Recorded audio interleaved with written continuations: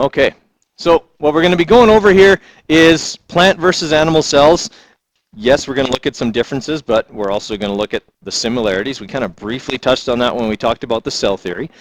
So we're going to look at essentially something that we call modes of nutrition. Okay, and modes of nutrition basically means how you get your energy. Right? Our mode of nutrition is that we eat things. Right? We eat other organisms. Right? We eat animals, we eat plants. Well, not everybody eats animals, I guess, but we all at least eat plants or things that cast a shadow in some way. Okay? And some of us eat meat, some of us don't. Okay? But we got to get our energy and nutrients from the tissues that come from other living organisms. Okay? That's our mode of nutrition. We digest the materials from other things. If we are looking at plants, plants do not do that. Venus flytraps, pitcher plants, sundews being exceptions. They're carnivorous plants. Okay, they don't really get a lot of food energy out of the organisms that they catch, but they get a little bit of like nutrients and things like that. But for the most part, even a pitcher plant or a Venus flytrap, they're still primarily photosynthetic. All right, has anyone ever had a Venus flytrap? I don't know why people think they can catch flies.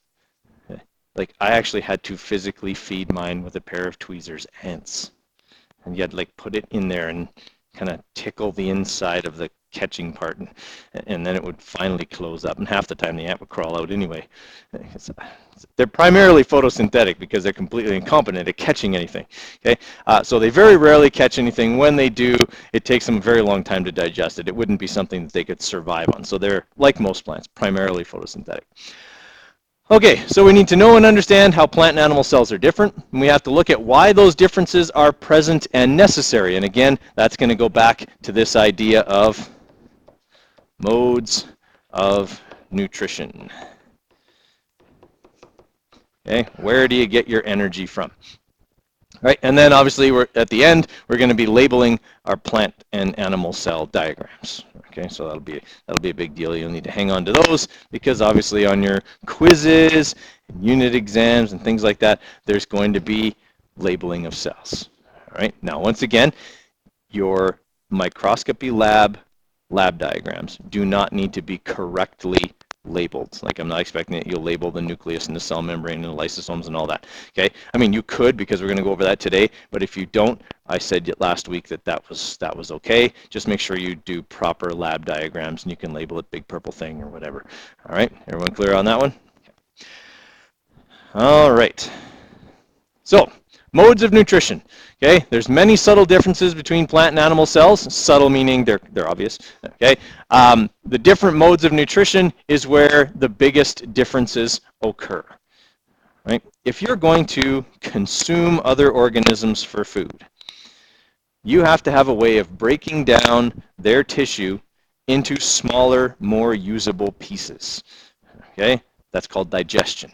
We need to have a way to do that.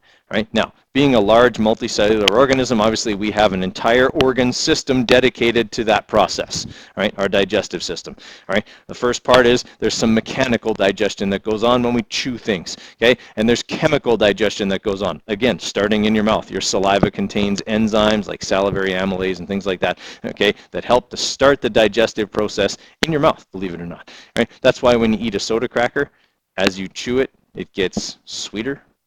Okay, you may not have noticed that, but starches begin their digestive process in your mouth, and as the starch gets digested, it gets turned into shorter things called sugars, and as a result, tastes sweeter as you chew it.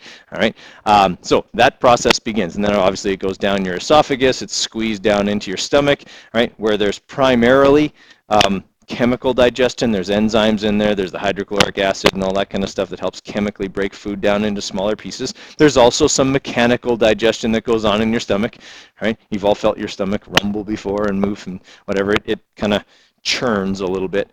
Your small intestine, similar thing. A lot of absorption goes on there, but there's still some digestion, chemical mostly, that goes on by that point, because usually by that point your food is fairly liquefied, okay, and is mainly absorbed there.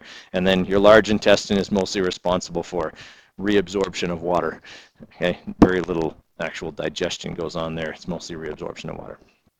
Okay, now that's on a large scale. On a cellular scale, your cells still have to deal with the fact that when they get materials, they're not always completely broken down.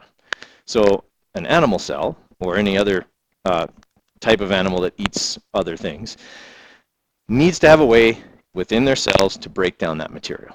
Okay, so they have to have a special, what we call organelle. Okay, so that's a term you might want to know. Okay, organelle, okay, is a cell organ. Okay, basically the things we're going to label in the cell diagrams.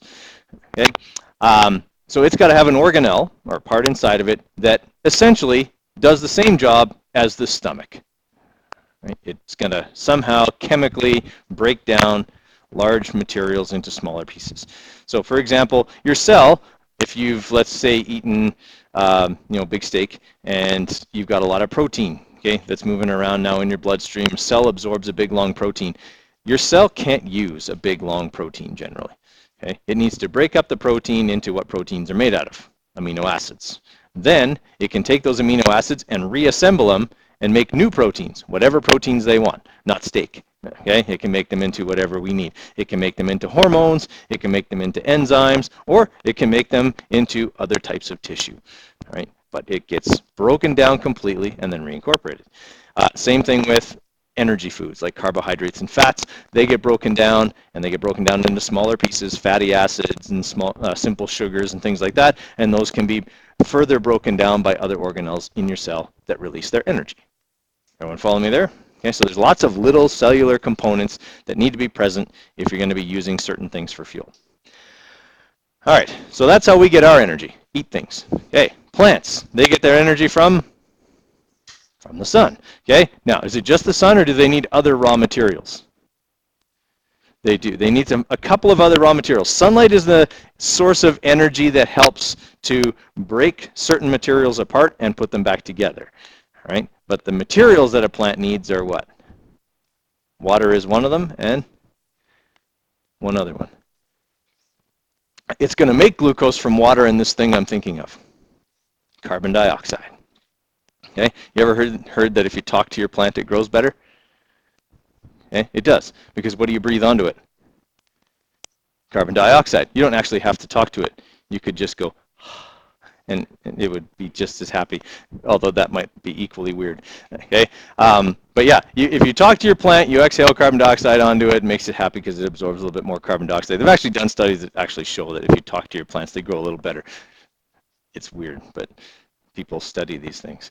Okay. What I want to see is if they have a study where if someone shouts and says like really abusive things to their plant versus someone who talks really nicely, if there's any difference there. I think that would be far more interesting. But okay, so yeah, plants require carbon dioxide and they require water and sunlight. So they don't have to consume food. They get their water from the soil, they get their carbon dioxide from the air. Now, when they do that, okay, the sun basically provides the energy for breaking carbon and oxygen apart and breaking hydrogen and oxygen apart. It's got to take the water apart, it's got to take the carbon dioxide apart, and then it puts them back together. All right? So basically, in photosynthesis, we get this reaction.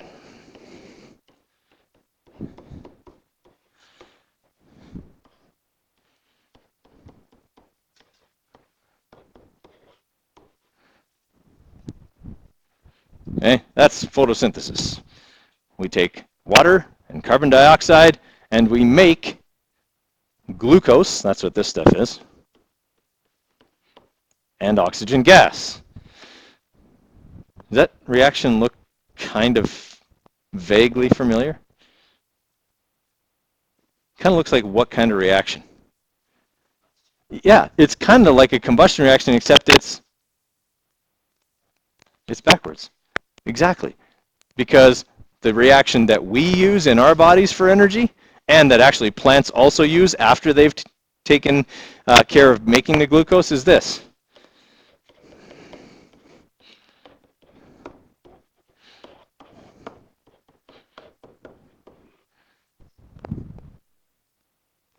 That's the combustion reaction that fuels life on Earth. Cellular respiration, the breakdown of glucose in the presence of oxygen to produce carbon dioxide and water. Okay, luckily, so this is photosynthesis,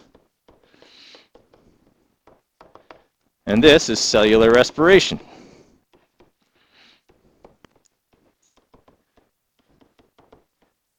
You're really never going to be asked to write the reaction, just so you know. Okay? This is what we call the carbon cycle. Okay? The carbon cycle makes sure that carbon is always being turned into different things and essentially cycled through the environment. Okay? So we have to get glucose. We have to get that from the things that we eat. The things we eat are not made of glucose unless we drink a lot of Gatorade and things that actually contain glucose. Okay? But most things that we eat do not contain raw glucose. They contain larger molecules or different types of molecules that our body can chemically alter and turn into this stuff, which fuels the cells and all of our functions. Okay? Plants, they also do this. The difference is they carry out this process first. We don't. Okay? The way we carry out this process is by eating things that carried out this process, or eating things that ate things that carried out this process, or eating things that ate things that ate things that carried out this process. Depends what part of the food chain you're on. Okay, how far up the food chain you are. All right, so basically photosynthesis is what turns sunlight into energy, and that powers all of the cellular respiration that takes place on Earth, which basically means every living thing, essentially. All right, everyone following me there? Okay, so if you're going to carry out this process, within your cells have got to be structures that are capable of doing that. Okay, do we have that ability? We do not. Okay, we do not have a cellular structure capable of carrying out photosynthesis. If we did, every time you felt hungry, you'd just have to go outside and go in the sun and go, I'm not hungry anymore. Okay, which would be pretty sweet, but if it was dark, you would just be hungry. All right, so yeah, that obviously wouldn't work necessarily for us, but it works fine if you're a plant. Okay. All right, first type or first mode of nutrition, and this is a word you will have to use. Okay, chemo heterotrophs. Okay, chemo means chemicals or organic chemicals. Okay, hetero means others, and troph is feeder, just like a trough is what animals in the barn eat out of. Okay, it's not spelt the same, obviously, but all right. Chemo heterotroph means chemical other eater, so we eat other things.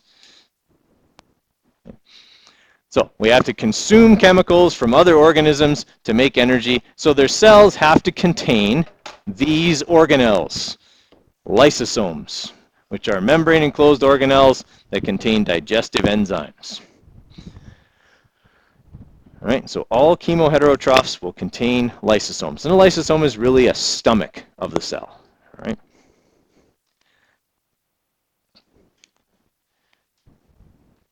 So obviously, animals like sharks and people and monkeys and whatever else are all chemoheterotrophs. Okay, worms are chemoheterotrophs. Okay, lots of bacteria are chemoheterotrophs. They eat other things in the dirt. Okay, not necessarily other living things, but they eat at least the material from other living things. So decomposers like fungus, okay, are also chemoheterotrophs. They break down material from other living organisms. They don't necessarily kill those living organisms, but they still use the material that was once, at least, a living organism. All right, and that goes for all kinds of fungus. Okay, for the longest time, people classified fungus as a plant. Okay, and they're not a plant because they don't carry out what process? Photosynthesis. In fact, usually fungi grow in dark places, okay? But for the longest time, people refuse to change it. They grow on the ground, therefore they're a plant. Well, no, okay? They don't carry out photosynthesis, which is the defining characteristic of being a plant. So they are, in fact, a chemoheterotroph, and there are lots of different kinds of fungus, all right? It would be pretty hard to argue that athlete's foot is a plant, because what does it use for food? Your foot. Athlete's foot is itchy, because it is the fungus digesting you. All right? That's this itching sensation that comes from athlete's foot. The fungus is actually digesting your tissue. Pretty gross, hey? Okay. Similar fungus grows on your head, causes dandruff. Okay. Yeah, we have that. Not to worry, we won't tell anyone. Okay, but that is what causes that. All right. So essentially, what happens is at a microscopic level, a fungus has, they look like roots. They're not roots, but they look like them. Okay, they're called hyphae, and they're little extensions of the cell. Okay, and they just kind of grow out from the main, what they call mycelium, which is like a big feeding mat. Okay, and these things go down into the tissue or whatever it is that they're growing on, and they secrete enzymes outside of their body. The digestion occurs outside of their body, and then they absorb the digested material. So the exact opposite of what goes on in us. We consume things, stuff secreted inside our body, and we digest it inside, which is more efficient because you don't lose any of it that way, right? But for a fungus, their digestion is external. Right? So that's how, if you see mushrooms growing on the ground in the forest, that's what they're doing. They're breaking down, okay, the decomposing dead material that's on the forest floor. Okay? And actually, these are the reproductive organs of the fungus. Okay, mushrooms are one type of fungus. There's all different kinds. Okay, but that's where all the spores are, and that's how fungi reproduce. Have you ever seen like that old man's beard mold that grows on bread? If you really let it go a long time, not the green stuff, but the stuff that gets all furry. Okay, that similar thing. It's got little tiny black spots on it, and those are the spores that will spread it to other places. Okay. All right, making sense? Okay. So in an animal cell, we got a few requirements. Another reason why animal cells and plant cells appear different. Animals have to be able to move around. Okay, a fungus, not so much. Fungi are a little bit different in terms of chemoheterotrophs, but all other chemoheterotrophs need the ability to be mobile because we have to go out and actively seek our food, which means our cells need to be able to change shape. They need to be elastic and flexible to enable that movement. So we don't have cell walls. We just have a membrane that goes around the cell. Now the membrane, don't get me wrong, the membrane is not weak. The membrane is quite strong, okay, but it is very flexible and allows cells to change shape, to twist, pull, stretch, okay, whatever. Okay, so that's an important feature of animal cells. Also within the animal cell are fibers, what we call a cytoskeleton. Okay, anytime you hear the prefix, ooh, that's terrible. Anytime you hear the prefix cyto, that means cell. Okay, so if I'm talking about a cytoskeleton, I'm talking about the skeleton of the cell. Right, and there is a cytoskeleton. Don't get the idea it's made of bone because it's not. Right, but it's made of fibers. Okay, proteins and things like that, that kind of, and you can sort of see them, they almost look like scratches on this diagram, and they kind of go all throughout the cell. And they basically attach them to the membrane on different parts of the cell. The fact that those things are attached there keeps the cell from being pulled apart unless it's under incredible radical strain. Okay, so a cell will stretch, okay, and those cytoskeleton are elastic, they'll bring it back and make sure that it doesn't rupture. Okay, is it still possible to rupture a cell? Absolutely it is, okay, and it happens all the time, right? But it's not, I say it happens all the time, but I mean, you have how many billion cells, right? You lose a couple because they rupture, it's not a big deal, right? If you have many of them rupture at the same time, that's a problem, okay? Especially if they're muscle cells, okay? How many people have ever pulled a muscle? Okay, if you pulled a muscle, you ruptured several of them, okay? Several, probably thousands of them, but okay, you ruptured several muscle fibers, and muscle fibers are cells, so if you pull, you rupture a few of those, there's swelling, inflammation, pain, okay, all of that kind of stuff, that happens. Okay, if you tear a muscle, that's much more serious. You've then ruptured all of them, okay, in that area, and that's a big problem, because then your muscle won't go back to normal unless it's usually surgically repaired. Okay, everyone follow me there? Okay, so cells can move, they can change shape, and they have to enable our movement. Okay, so we have fibrous materials, okay, that enable the cell to change shape, okay, and we only have, animal cells only have a flexible outer membrane. Okay, so no cell wall. If we had a cell wall, what would be different?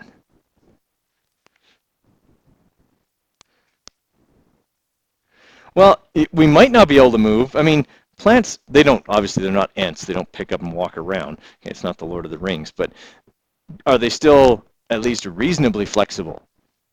Yeah, let's say for a plant, they're reasonably flexible. They have to be because otherwise they just snap off in the wind, right? They got to be able to sway back and forth a little bit. Okay, but if we had cell walls and we were only as flexible as a tree, well, it wouldn't probably be very fast, right? Because you wouldn't have the ability to really change the shape of your tissues and things like that. So a cell wall is fine if you're trying to support a lot of foliage like a plant is, and you don't have to go anywhere, right? But for us, flexibility is important.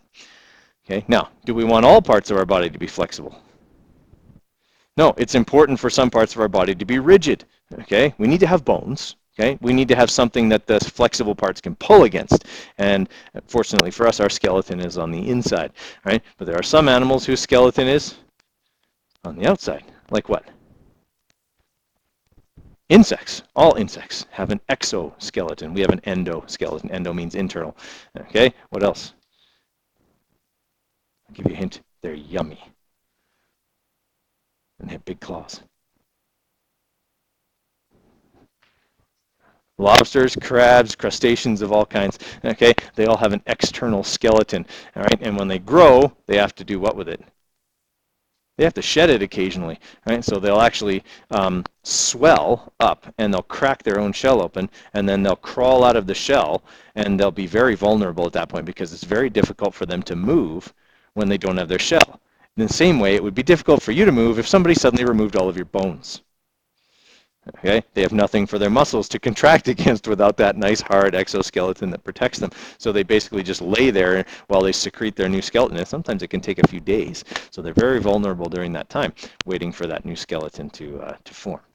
Okay, but they still obviously have flexibility within that skeleton. All right, now plant cells and all things that are photosynthetic we call photoautotrophs. Photo means light. Auto means self, troph means feeder. Okay, these are light self-feeders. Right? So they feed themselves using light. Obviously, carbon dioxide and water are not mentioned in there, but they are also necessary.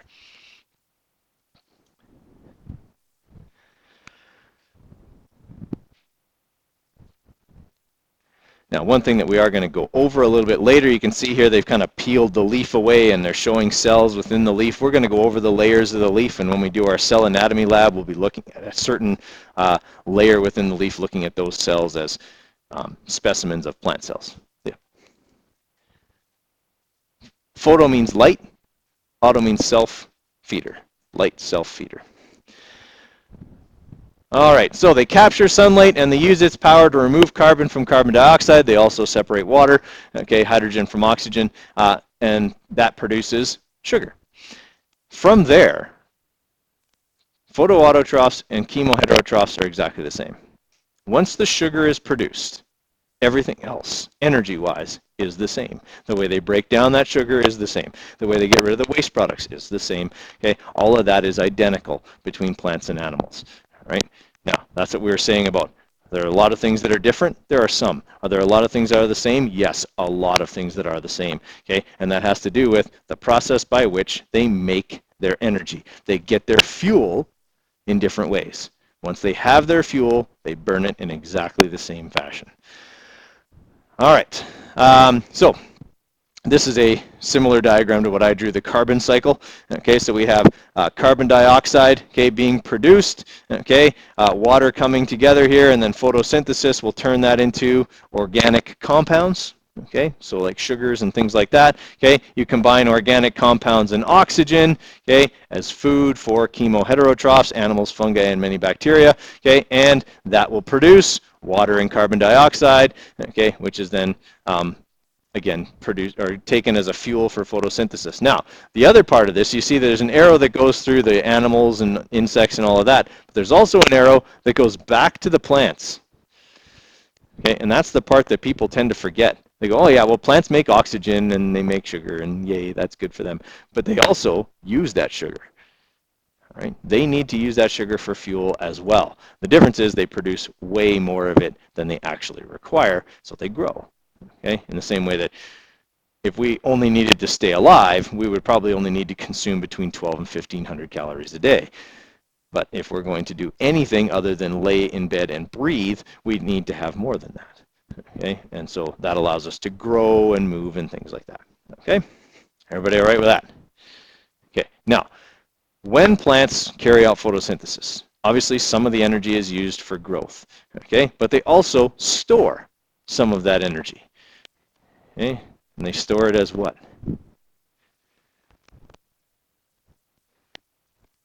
Okay. What do we store excess energy as? Fat. Okay. Animals store energy as fat. That's our fat. That's our energy storage molecule. Okay. And we can put it lots of places. Okay. Usually it starts right here. When your guys' metabolism slows down, you'll find that out the hard way. Okay. So we store energy that we have in excess as fat. Okay. Plants store it as starch. Okay. So if you're looking like a potato, that's energy storage. All right, there's a whole bunch of energy stored in a potato. It's very, very starchy. A carrot, a turnip, a beet. Okay, any of those kind of things, same idea. They can also store it as sugars in their what? What part of a plant would contain lots and lots of sugar?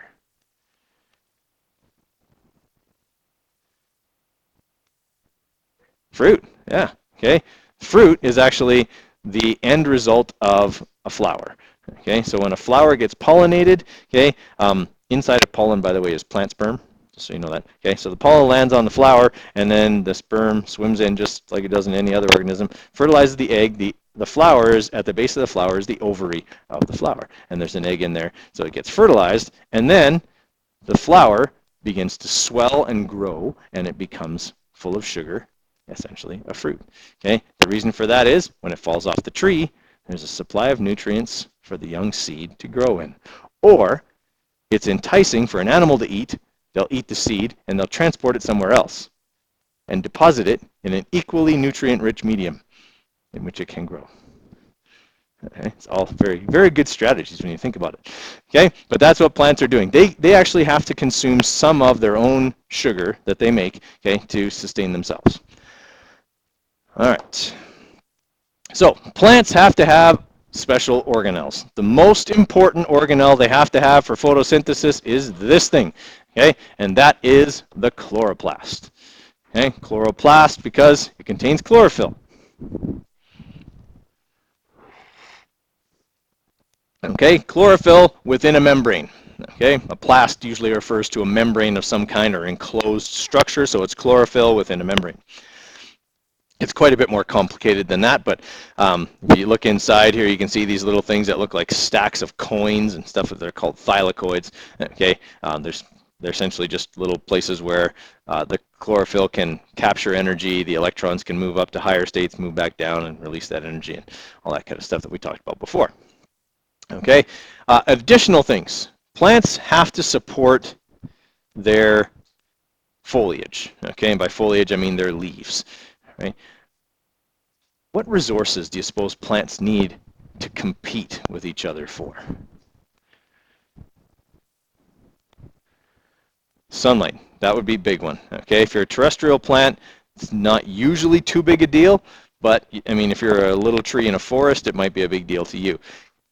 What else do they need to compete for? Nutrients and water in the ground. So there's this essentially war going on between plants up and down. Okay, they're competing by running roots all over the place within the soil in order to get as much nutrients and water as possible, and they're trying to get as tall as possible so that they can get as much sunshine as possible, shade out their competition, okay, do all of that kind of important stuff. All right, in order to support that growth, they have to have structures within their cells, okay, or processes that their cells can carry out, because plants don't have bones. Okay, we get taller, our bones get longer, and they get thicker, and they support our weight. But for a plant, they can't do that. Okay? Now, if you're looking at something that's really tall, like a tree, what do they use to support themselves?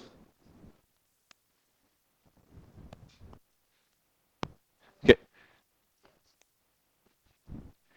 Okay, so somewhat the outside of the tree, but actually more the inside of the tree, which we usually call, starts with W, wood. Yeah, okay.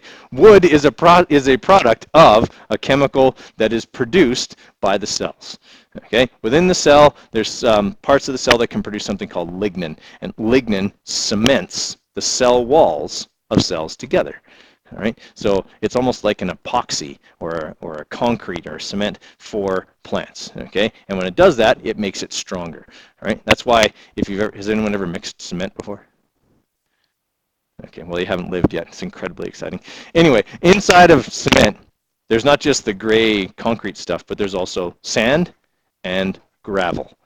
Right? If you just take concrete, the gray powder, and put water in it, it doesn't do anything. Okay? It gets hard, but it's like mud. Okay? When mud dries, it just crumbles. Without gravel and sand, for it to cement together, that's why it's called cement, okay, it doesn't get strong. All right? So the more gravel and the more sand you put in there, to an extent, the stronger it gets. Well, that's what lignin does with plants. It cements their walls together. It's actually the cells that act like the gravel inside the concrete.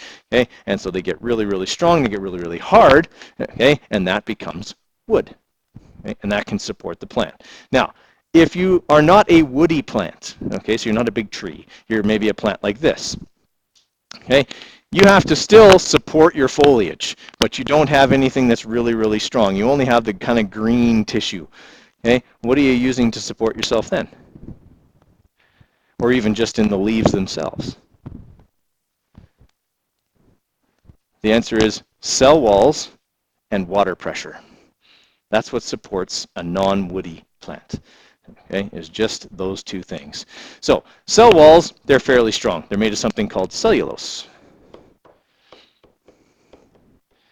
Okay, it's a fiber. In fact, it is what we call in our diets fiber. Okay, it's kind of the fiber. It's plant fiber. All right, we as humans have no way to digest this stuff. Okay, so since we can't digest it, it kind of just goes through you unchanged. That's why it's good for you. Acts like a big old brush, cleans you out, okay? Which is important because you don't want stuff like feces staying in your large intestine for long periods because it can actually be very bad for the inside of the intestine. So eating lots of fiber keeps you regular, helps you poop, and that's good for you. All right, that's what's in the cell walls of plants. Okay, so if you're eating something like celery or lettuce, you're getting lots of fiber. Okay, the skin of apples contains lots of fiber. Okay, stuff like that. Within each cell is also this big blue thing here. Okay, that's a water vacuole. It's essentially a balloon inside the plant. Okay, and the more full it becomes, the more it pushes everything in the cell out against the cell wall. And if it's pushing it against the cell wall becomes more and more rigid. If you've ever made a water balloon, you know that when you first add just a little bit of water, it's pretty floppy. Okay? But as you fill it, it becomes more and more firm. Okay? Everyone following me there? So the more full this water vacuole is, the more it can support the plant. Which is why when you haven't watered a plant for a while, like this one, I purposefully torment my plants so that I can do this demo. I have not watered this plant since August. Okay, you can see that the leaves are getting pretty, and some of them are falling off and dying. Okay, they're getting kind of droopy. Okay, some of the newer ones are still kind of upright, but the rest, the lower ones, are quite droopy. Okay, and that's because the water is being, in an emergency, drawn out of the water vacuoles. And when these things lose their water, they lose the ability to push the cell walls rigid, and the cell walls aren't strong enough by themselves to support the plant, and the plant wilts. Okay, you've all seen a wilted plant before, right? That's what a wilted plant looks like. Okay, if I water that plant, it'll perk right back up. In fact, I did that to this plant last week. I noticed on Friday before I left for Thanksgiving that it looked awful. Okay, so I watered it. Now it looks real perky. Okay, it's all happy again because now all its water vacuoles are full and it can support and push those leaves out facing the light. Okay, all right, so that's how a plant, those are some of the structures a plant's got to have. It's got to have those chloroplasts, okay, it's got to have stiff cell walls and large vacuoles filled with water. Okay.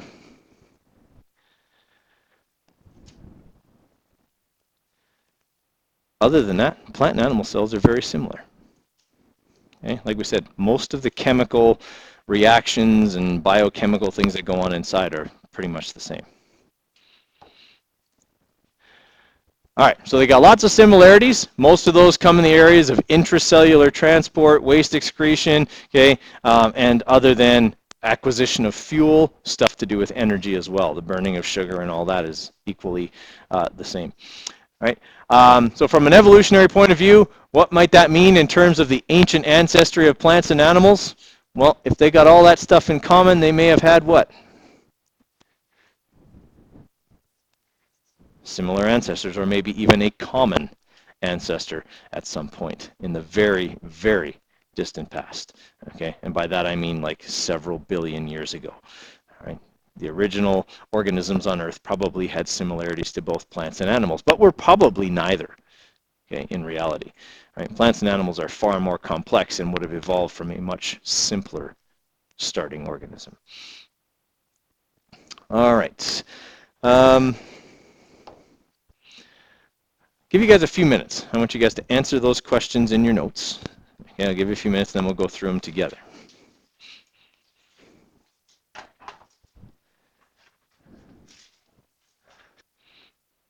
All right, so let's have a look at these here. So what's the main reason for the difference between plant and animal cells? Modes of nutrition, yep.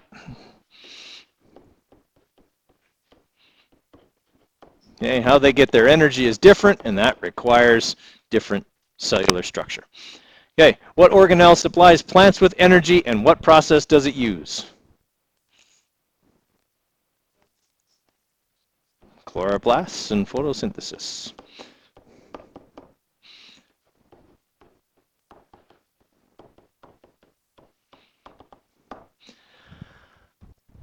Synthesis.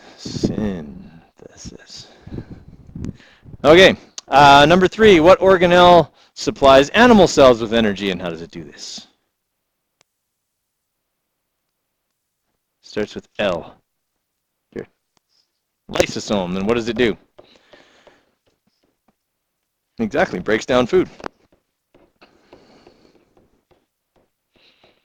Now, when we say food, we don't literally mean like a big chunk of steak went into that cell, okay? We mean that molecules that our food was made up of ended up getting into the cell. Proteins, starches, okay, things like that would end up getting into the cell and would have to be broken down there, okay?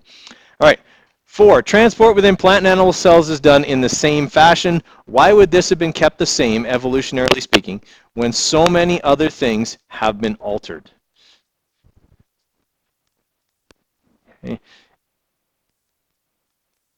If we're looking at why something would stay the same for so long, it's because it didn't need to change. It works. Okay. If something works, it's kept. All right. Cells in the natural world, things don't get thrown away. Okay. They keep it. That's what works. Nothing better is coming along, so we keep it. All right. That's how natural selection works. All right. If it works, it's kept. If it's the best and most adaptive way to do something, it's kept. If something better comes along, then natural selection will slowly, over the course of time, select for that process or structure or mutation, whatever it happens to be, okay? And eventually, over the course of time, the old way will disappear and the new way will be the only way. All right? So as an example, okay, if you were a small carnivore and you were eating, let's say, even smaller carnivores, like little tiny rodents or something, but you had flat teeth, how well would you be able to tear into the tissue? Not very well. Okay, let's say you produce some offspring, 2 of them have flat teeth, 2 of them have pointed teeth. Okay, which ones are going to eat more? The ones with pointed teeth, because they'll have a better ability to break down the food physically before it gets into their digestive tract. As a result, they'll do better. They'll grow stronger because they're getting more nourishment. Okay, they'll outcompete those with flat teeth. All right, comes time for your 4 offspring to mate and have their own offspring. Which ones are going to produce more offspring? The sharp teeth ones, because they're stronger. It comes right down to competition. Okay, comes right down to competition. The strong survive, the weak don't. Okay, and even if the weak survive, they don't reproduce as often as the strong do. That's a sad thing, but that's the way nature works. Okay, if you have better If you are better adapted to your environment, you pass on your genes more often than those who are not as well adapted. Sometimes it's because they outright die and don't pass on their genes because they don't reproduce because they're dead. Okay? But it might also be that in the mating process, which in obviously higher animals can be very complex, there might be traits that mates look for. And if you possess those, you mate more often. I'm not making any sociological comment on that. It's just the way nature works. Okay? And so as a result, if you had sharp teeth and as a result got bigger and stronger, they might look more attractive and as a result mate more. Yeah? That's how natural selection works. Over the course of time, flat teeth will disappear and sharp teeth will become the norm. Okay? That over the course of time is evolution. Okay? Does that sort of make sense? That's how that process works. All right? It's not saying, you know, this came from that or whatever. It's just saying this is how natural selection works. All right, number 5, nutritional needs of plants and animals are very different. Which would have survived best in a primordial Earth, that's a very early Earth, okay, that had very little oxygen or organic material available? Okay, so if there's not very much oxygen and there's not very much organic material, which group is going to do better, photoautotrophs or chemo heterotrophs? Right. Photoautotrophs will do better because they only need sunlight, carbon dioxide, and water, which are prevalent.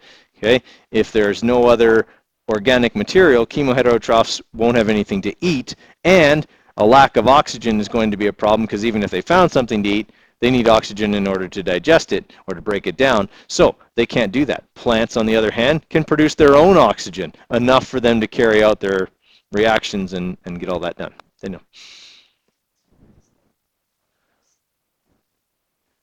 Carbon dioxide, sunlight, and water. Okay, everybody good with that? All right, take out your diagrams. We'll do some labeling.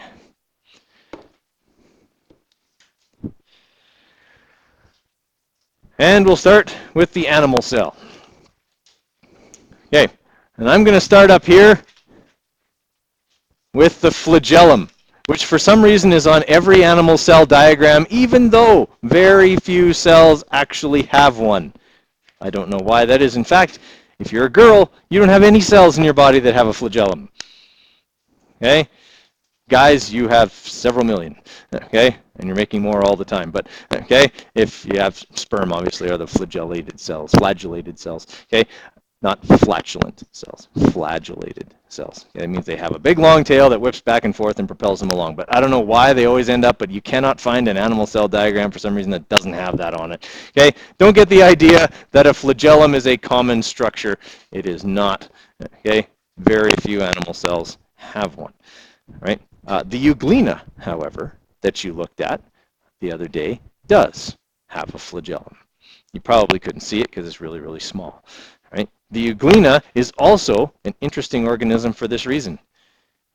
It is photosynthetic and has a flagellum. It's a moving plant. Right? It's not actually a plant. Plants are multicellular. It's a protist that can carry out photosynthesis and move at the same time, which comes in handy because if you end up in a shadow, you can get out of the shadow by moving to the back to the sunlight. So that's why they do so well. Okay. All right. Next thing. The outside of this big purple thing. What is the big purple thing? It is a nucleus. So the outside of the nucleus is the nuclear membrane.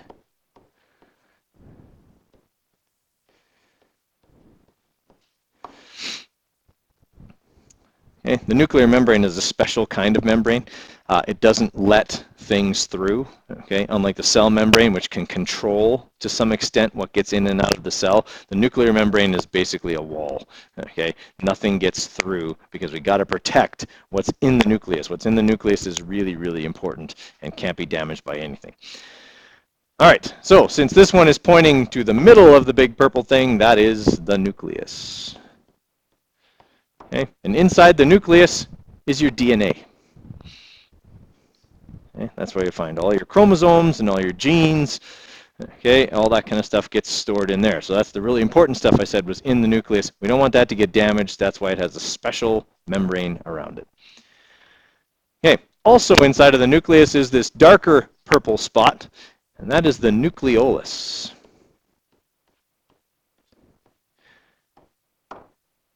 spelling does count when we're labeling nucleus and nucleolus, because they're close. All right? They're not only close in terms of proximity, they're close in terms of spelling. So you have to spell it right. I've had people that I could tell on a test weren't sure, or they couldn't remember, so they went nucleolus, thinking, oh, Mr. Cooter will feel sorry for me, or he'll get confused. And he'll do neither one of those. Okay? It's either nucleus or nucleolus. If it's anything other than that, it's just wrong. Okay? So make sure you spell it right. Okay. All right, now the nucleolus has an important job. It's in there with your DNA because its job is it controls the synthesis or the production of proteins in your cell. To make proteins, you need the instructions that are on your DNA, because that's what your DNA is. Okay? Your DNA is a set of instructions for building everything your body needs.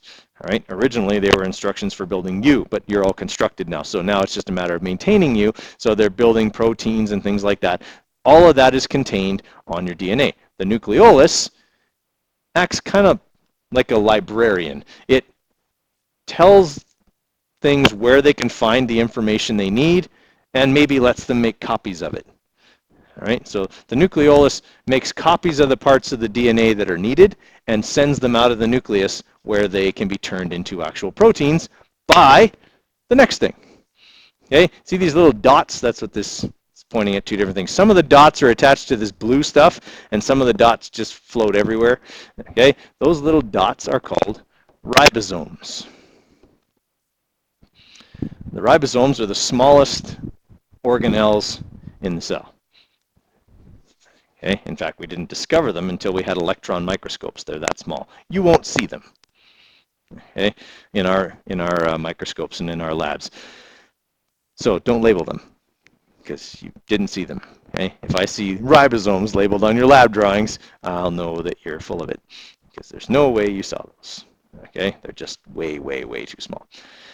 Okay, so their job, they take the copies of the DNA that the nucleolus has made and they can read it. They're like the foreman, okay? They read the instructions or the diagrams or the blueprints or whatever, and then they get the required materials, and the required materials are then assembled in there. Okay. All right, next to that is this blue stuff with all the ribosomes on it. This stuff is called the rough endoplasmic reticulum. Endoplasmic reticulum. You can abbreviate that ER. Right? I would be perfectly accepting of rough ER as an answer on a test, okay, or a quiz.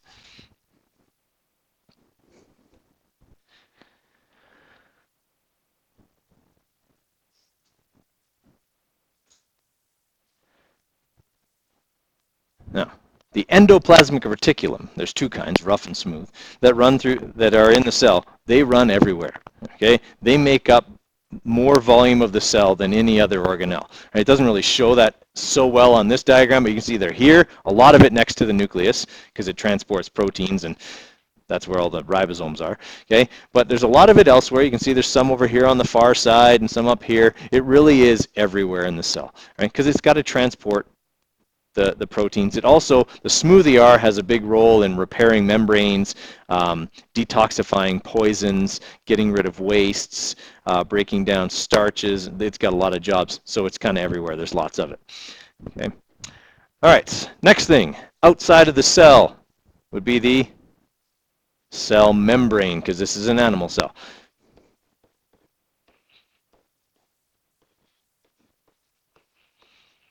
All right. Cell membrane is border security.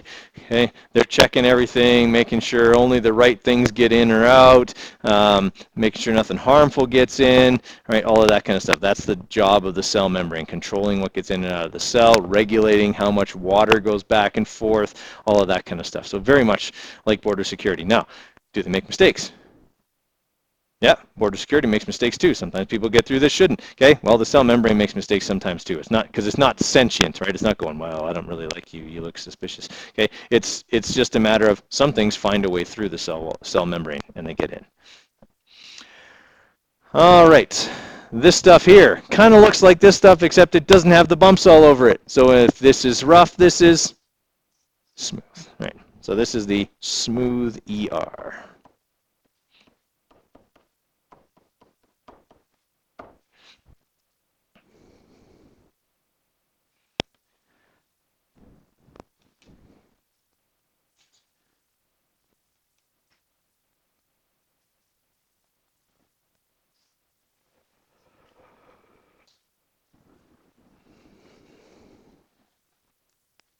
All right, and the next thing we've got is that orange-looking deal. Okay, the orange-looking deal is not called the orange-looking deal. It is called the Golgi Apparatus.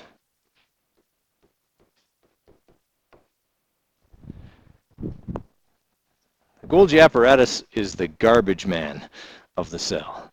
Its job is to process, package, and export waste products.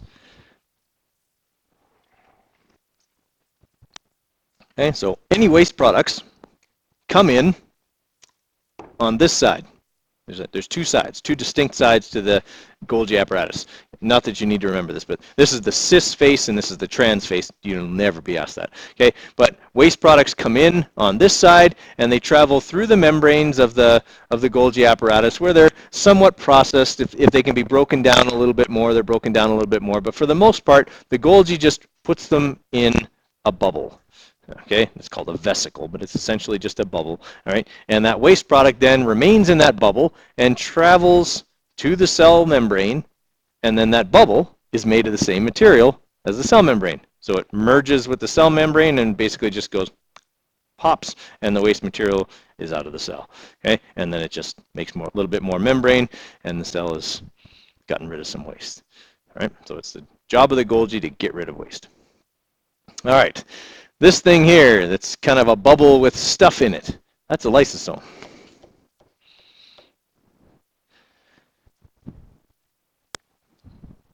Okay, so a lysosome is where all that digestion goes on. Okay, tomorrow we're going to talk about what all the parts of the cell do. It'll be an entire class of me talking really fast. Okay, so we'll talk about what each and every organelle does. I'm just kind of introducing it a little bit today. I mean, if you want to write underneath like digests food, just so you have like a quick note, that's fine. But if you don't write anything, just the names, that's fine too, because in your notes for lesson 5, you'll see all of that there. Okay, these stringy noodle looking things here, okay, these are part of the cytoskeleton of the cell. In particular, these are microtubules. It might be hard to see, but they're actually tubes. Okay, so we call those microtubules.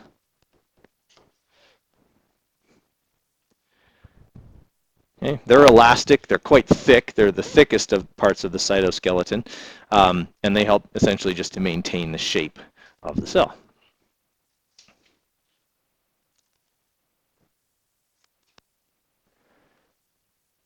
Okay, next structure is present only in animal cells.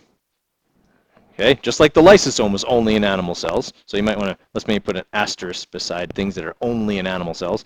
Okay, these are the centrioles. Only animal cells have them. They help when the cell is dividing.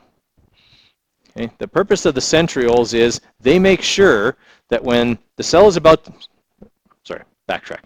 When a cell is going to divide, the first thing it does is it copies all of its DNA, because it needs twice as much now. There's going to be 2 cells, so it needs to make a copy of everything so that both cells will have all of the DNA.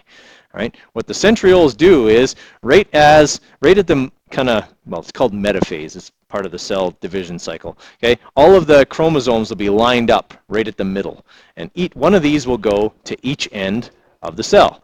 And what they'll do is they'll send out little fibers. They look like cables, and they attach to all of the chromosomes. They've got one for every chromosome that your cells would have. For us, that would be that we would have 46. Okay, so they put out those fibers, and then just before the cell splits in half, they'll pull. Each of them will pull, separating the chromosomes, and then they end up in the right place on the other side.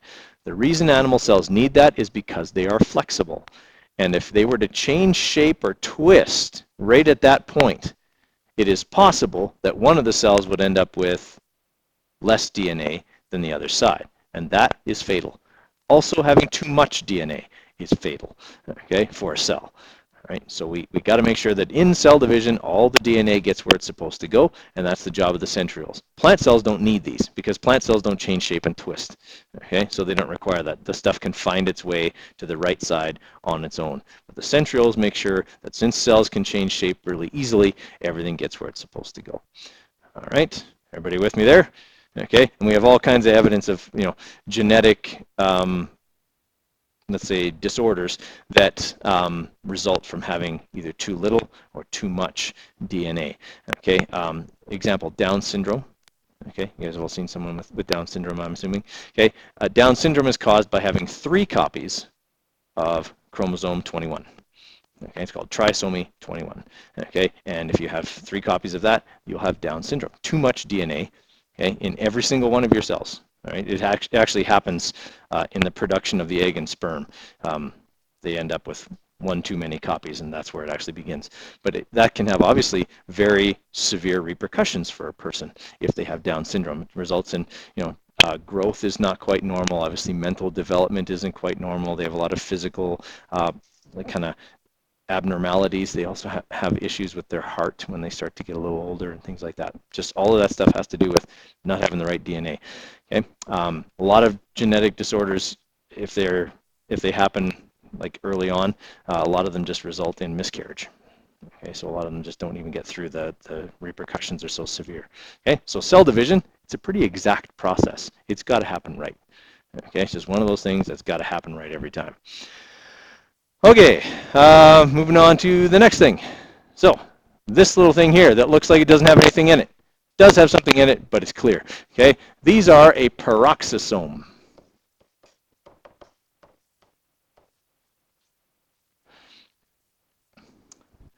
Okay, a peroxisome is a lysosome that hasn't encountered any food particles yet. So it contains all the digestive enzymes, but there's no food in it that's being digested yet.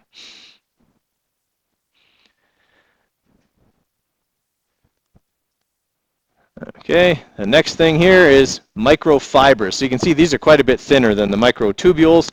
Okay, so microfibers. Now on a test, it may be difficult to tell which was which. So I mean, if I had you actually labeling microfibers, microtubules, I would accept basically microfibers, microfilaments, microtubules. I'd accept any of those answers because it's kind of hard to tell on a test which one is which.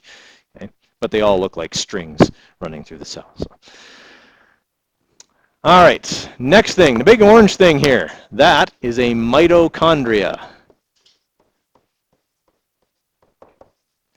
And the mitochondria burns sugar for energy. That is where cellular respiration takes place.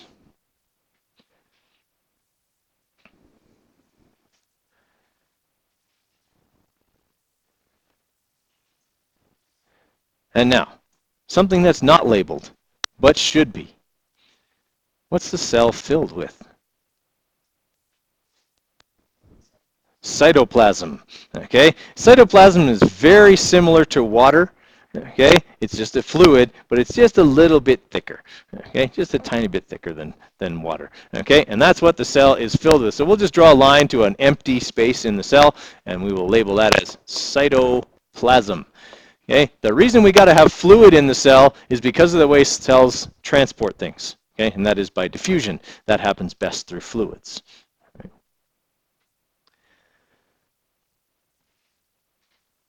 Okay, questions on anything in the animal cell? All right, we're going to go quickly through the plant cell because so much of it is the same. Okay, I'm going to start with the things that are different. Okay, first different thing, the big orange thing going around the outside. Cell wall. Okay, now the cell wall is really a bad description of what the wall of what the cell wall is. Wall is a bad word. Wall implies that it's solid and you couldn't walk through it. Okay, but in fact, the cell wall is more like a frame. Okay? If you've ever seen a house being built, okay, when they first put up the walls, you could actually walk right through them because it's just the studs, right, and there's spaces in between. Okay, that's kind of like what the cell wall is. It's made of fibers. There's spaces between the fibers. It serves no protective function whatsoever. Okay, it's not a barrier to anything. It's a frame that holds the shape of the cell. Okay.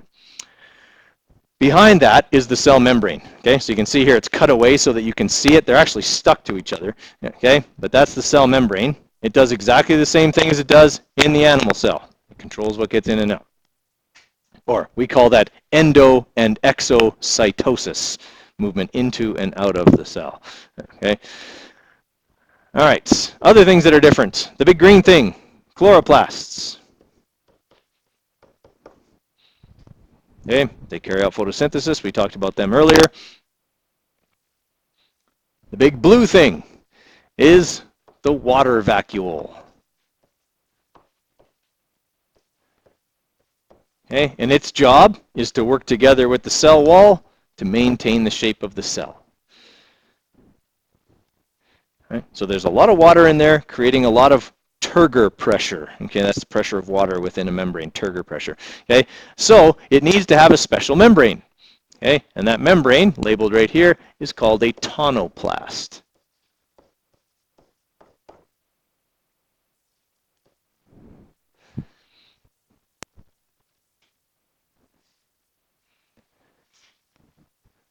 Okay, everything else pretty much the same as it was in the, well, exactly the same as it was in the animal cell. Okay, a few people often ask about these little holes here.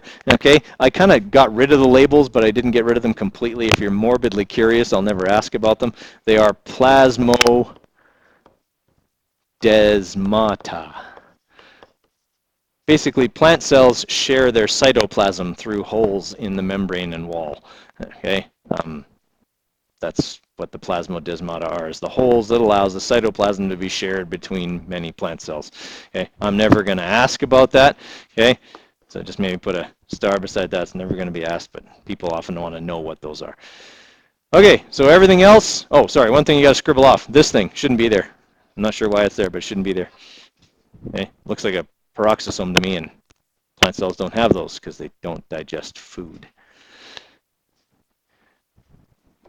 All right, so everything else, if it looks the same as it did in the animal cell, it's got the same name.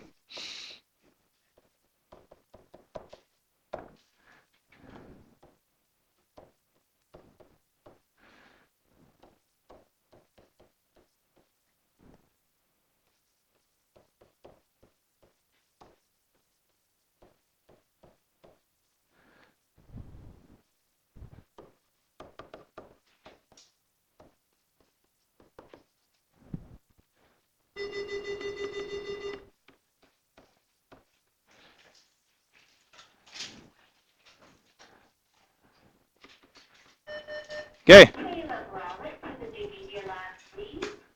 So everything else is the same as it was in the animal cell. Okay. We will talk more tomorrow about what everything is. Okay. See you guys later.